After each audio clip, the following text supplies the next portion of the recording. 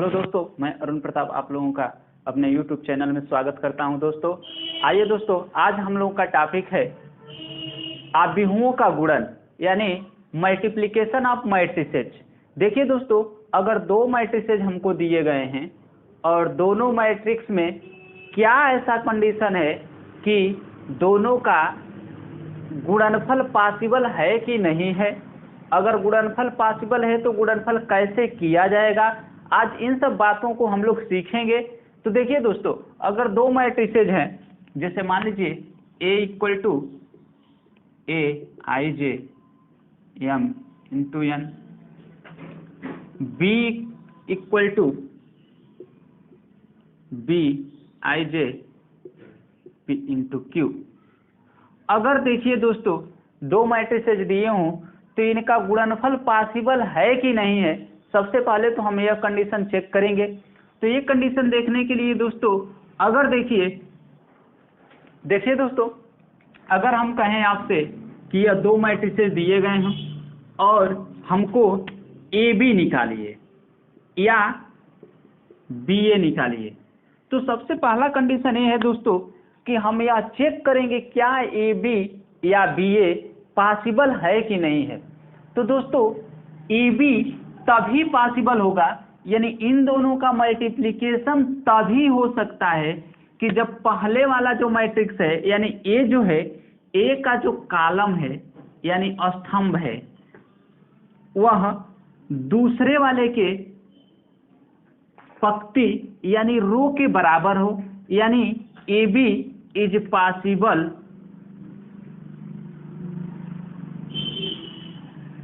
when n equal to p, अर्थात पहले का जो स्तंभ है अगर दूसरे के पंक्ति के बराबर है तभी दोस्तों इनका गुणनफल पॉसिबल है, अन्यथा इनका गुणनफल पॉसिबल नहीं होगा। अगर पहले वाले यानी ए बी निकालना हो तो ए का अगर कॉलम अगर बी के रो के यानी पंक्ति के बराबर नहीं होगा दोस्तों, तो हमारा ए बी का गुणनफल पॉसिबल नहीं होगा। यहाँ दोस्तों बी ए अगर निकालना हो तो सेम वही कंडीशन, यानी अगर बी पहले है दोस्तों तो बी पहले है तो जो पहले वाले का जो स्तंभ है यानी कि कॉलम है दूसरे वाले के पंक्ति के बराबर है, यानी बी ए इज पॉसिबल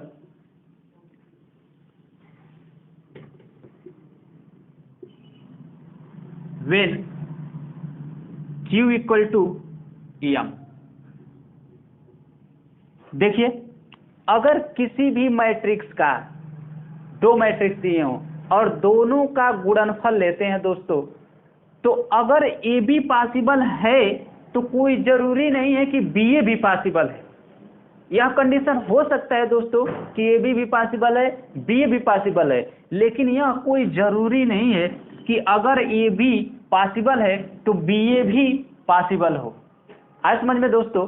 तो हम आगे समझते हैं कि अगर दो मैट्रिसेज दिए हों, जैसे यही मैट्रिसेज है, अगर हम इनका ए बी निकालते हैं तो अगर ए का आर्डर m इंटू n है और बी का आर्डर p इंटू q है, अगर ए बी पॉसिबल है दोस्तों तो ए बी पॉसिबल है तो ए बी अगर हम लेते हैं एक सी आई जे, ए बी एक मैट्रिसेज आएगा, अगर गुणा करेंगे तो गुणनफल भी जो आएगा दोस्तों एक मैट्रिक्स निकल के आएगा। तो ए बी जो निकल के आएगा उस मैट्रिक्स का आर्डर क्या होगा, ए बी पॉसिबल तभी होगा जब n इक्वल टू p, तो n इक्वल टू जब p होगा तो ए बी पॉसिबल होगा। जब ए बी पॉसिबल होगा तो ए बी का आर्डर क्या आएगा, कोटि क्या आएगा। देखिए दोस्तों, जो दोनों में मैच कर जाएगा यानी n और p जो मैच कर जाएगा एक दूसरे से कैंसिल हो जाएगा, और जो रिमेनिंग पार्ट यानी कि पहले का जो पंक्ति है m और दूसरे का जो स्तंभ है यानी कि क्या हो जाएगा दोस्तों q, तो यह जो आर्डर ए बी का निकल के आएगा दोस्तों m इंटू क्यू आएगा। अगर दोस्तों देखिए, अगर हमारा बी ए भी पॉसिबल हो, ए बी के साथ साथ बी ए भी पॉसिबल हो, तो बी ए अगर हम लेते हैं तो बी ए भी एक मैट्रिक्स निकल के आएगा। जैसे बी ए का मैट्रिक्स मान लीजिए निकल के आया डी आई जे, तो डी आई जे का आर्डर क्या निकल के आएगा? जब भी हम पहले लेंगे यानी कि पहले बी है तो बी का हमको जो स्तंभ है वो दूसरे यानी कि ए के काल पंक्ति के बराबर होना चाहिए। यानी बी ए तभी पॉसिबल होगा जब m इक्वल टू क्यू, और m इक्वल टू जब q होगा दोस्तों, तो इसलिए बी ए का जो आर्डर निकल के आएगा दोस्तों, यानी कि p यानी a कैंसिल हो जाएगा q और m, और निकल के आएगा दोस्तों p इंटू n। यह दोनों का आर्डर निकल के आएगा दोस्तों। अब एक बात और समझना है दोस्तों, अगर दो मैट्रिक्स दिए हों, दोनों का गुणनफल ए बी भी पॉसिबल हो, बी ए भी पॉसिबल हो, तो ये कोई जरूरी नहीं है दोस्तों कि ए बी और बी ए इक्वल हो जाएं। ये भी कोई जरूरी नहीं है, या रियर कंडीशन में या हो सकता है कि इक्वल आ जाए, लेकिन यह ऐसा नहीं हो सकता है कि हमेशा पॉसिबल होगा कि A B equal to B A. आपसे यह क्वेश्चन दोस्तों कंपटीशन में पूछता है कि अगर दो मैट्रिक्स दिए हों ए बी, ए और बी, अगर ए बी और बी ए पॉसिबल हो तो क्या ए बी और equal to B A always truth है कि नहीं है? तो दोस्तों कोई जरूरी नहीं है कि ए बी इक्वल टू। आइए दोस्तों इनके गुणनफल को हम एग्जाम्पल से समझते हैं दोस्तों। देखिए ए हमारा एक मैट्रिक्स है जिसका मेंबर दिया हुआ है 2 3 4 5, यानी आर्डर जो है 2 क्रॉस 2 है। बी जो है इसका भी आर्डर 2 क्रॉस 2 है।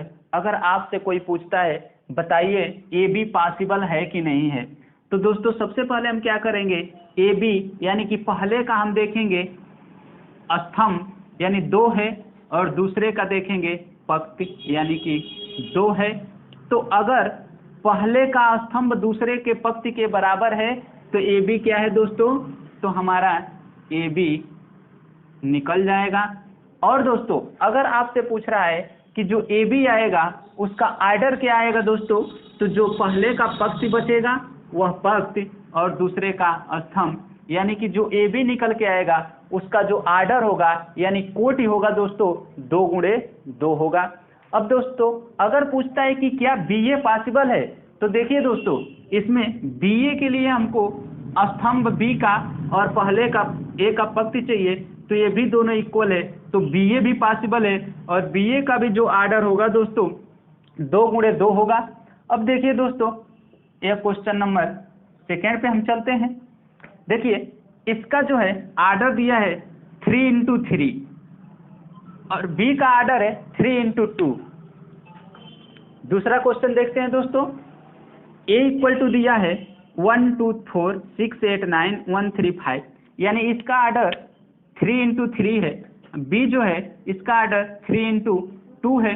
अगर दोस्तों अगर हम आपसे पूछें बताइए ए बी पॉसिबल है कि नहीं है, तो हम क्या करेंगे दोस्तों, पहले वाले के स्तंभ को देखेंगे और दूसरे वाले के पंक्ति को देखेंगे।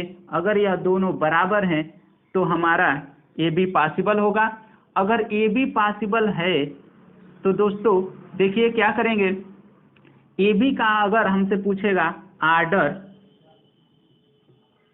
ए बी के लिए अगर हमसे आर्डर पूछे, कोटि पूछे दोस्तों, तो हम देखिए पहले का पंक्ति और दूसरे का स्तंभ यानी 3 इंटू 2 हो जाएगा। आइए दोस्तों अगर हमसे पूछता है क्या बी ए पॉसिबल है, तो बी ए के लिए क्या होना चाहिए दोस्तों, बी ए के लिए अगर पहले का यानी कि बी का स्तंभ और पहले का पंक्ति बराबर होना चाहिए जो कि अलग अलग है, तो बी ए बी तो पॉसिबल है लेकिन बी ए पॉसिबल नहीं है दोस्तों। यहाँ ए बी और बी ए दोनों पॉसिबल हैं। अब दोस्तों हम क्वेश्चन नंबर 3 पे चलते हैं। क्वेश्चन नंबर 3 दिया हुआ है ए, और ए का जो आर्डर है दोस्तों 3 इंटू 2 है, 3 गुणे 2, और बी का जो आर्डर है उसका 2 गुणे 1 है। अगर हमसे पूछता है क्या ए बी पॉसिबल है, तो ए बी देखेंगे दोस्तों ए का जो है स्तंभ है क्या बी के पंक्ति के बराबर है, तो यह हमारा दोनों बराबर है दोस्तों, तो यहाँ पे ए बी पॉसिबल है। अगर ए बी का आर्डर पूछता है, यानी कि ए बी का अगर पूछे आर्डर क्या है दोस्तों, तो ए बी का जो आर्डर होगा देखिए दोस्तों, यानी पहले का पंक्ति और दूसरे का स्तंभ, यानी 3 × 1 हो जाएगा।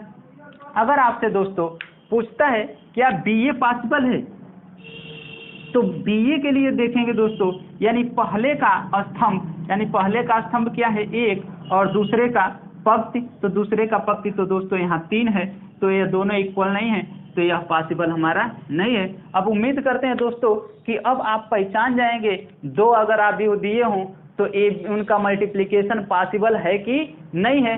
अब आगे दोस्तों हम यह देखेंगे कि अगर दोनों का मल्टीप्लिकेशन यानी गुणनफल अगर पॉसिबल है तो गुणा करेंगे कैसे, और गुणा में बहुत बड़ा कन्फ्यूजन होता है दोस्तों, स्टूडेंट बहुत कंफ्यूज होते हैं गुणा करने में। तो आज हम लोग सीखेंगे कि गुणा कैसे करेंगे, और आज हम लोग गुणनफल को लेके सारे कन्फ्यूजन भी दूर करेंगे दोस्तों। तो आइए हम शुरू करते हैं कि गुणा कैसे करते हैं दोस्तों। आइए दोस्तों अब हम लोग सीखते हैं कि दो अवयव अगर दिए हों, अगर उन दोनों का गुणनफल पॉसिबल है, जैसे अगर एक है ए दूसरा है बी, अगर हमको ए बी पॉसिबल है तो ए बी निकालने का तरीका क्या होता है दोस्तों। तो देखिए पहले वाले जो अवयव होता है उसके पंक्ति को उठाते हैं, और दोस्तों सबसे पहले हम लिख लेंगे ए बी निकालने के लिए, तो यह भी एक मैट्रिक्स से ही निकल के आएगा। और दोस्तों पहले के पंक्ति से दूसरे वाले के स्तंभ में दोस्तों मल्टीप्लाई करते हैं।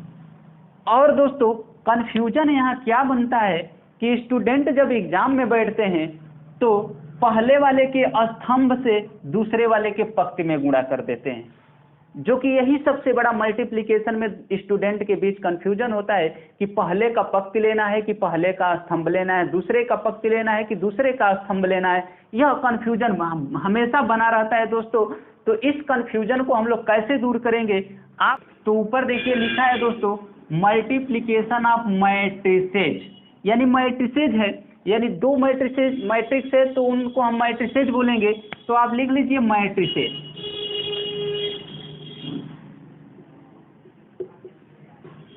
देखिए दोस्तों मैट्रिसेज जब लिखते हैं तो हमको क्या करना है, मल्टीप्लाई, एम से हो गया मल्टीप्लाई, आर से हो गया रो, और सी से हो गया कॉलम। देखिए दोस्तों अगर यह कॉन्सेप्ट आप याद रखते हैं मैट्रिसेज वाली, तो कभी भी आपको रो और कॉलम में दोस्तों कभी भी कंफ्यूजन नहीं होता है। मैट्रिसेज जब लिखते हैं तो एम से हमारा है मल्टीप्लाई, एम से करना है मल्टीप्लाई, मैट्रिसेज का मल्टीप्लाई, तो एम से मल्टीप्लाई हो गया, और यहाँ आर से रो हो गया, यानी पहले का रो चाहिए। सी का मतलब कॉलम हो गया, तो कॉलम बाद में आ रहा है तो इसका मतलब दूसरे का कॉलम चाहिए दोस्तों। तो यहाँ से अगर हम मैट्रिसेज अगर कॉन्सेप्ट याद रखते हैं दोस्तों तो मल्टीप्लाई में हमको कभी कंफ्यूजन नहीं होगा।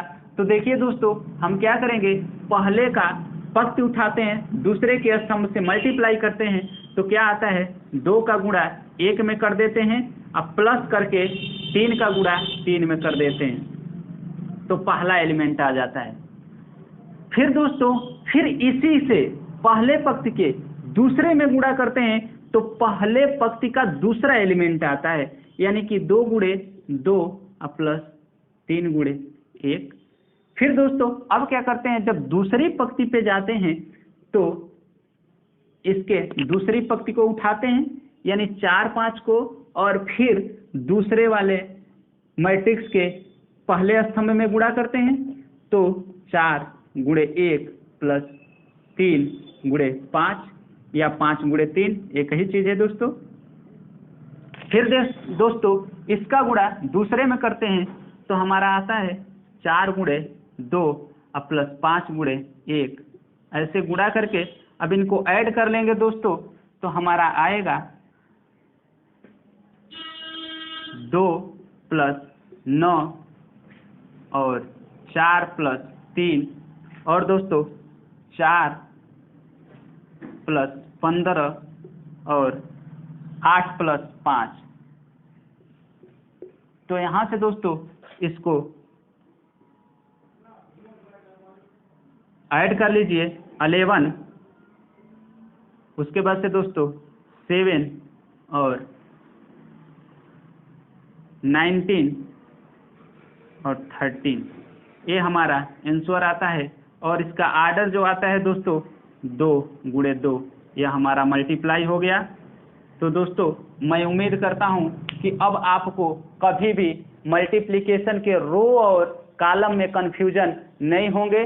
तो दोस्तों अब यहीं स्टॉप करते हैं। थैंक यू दोस्तों।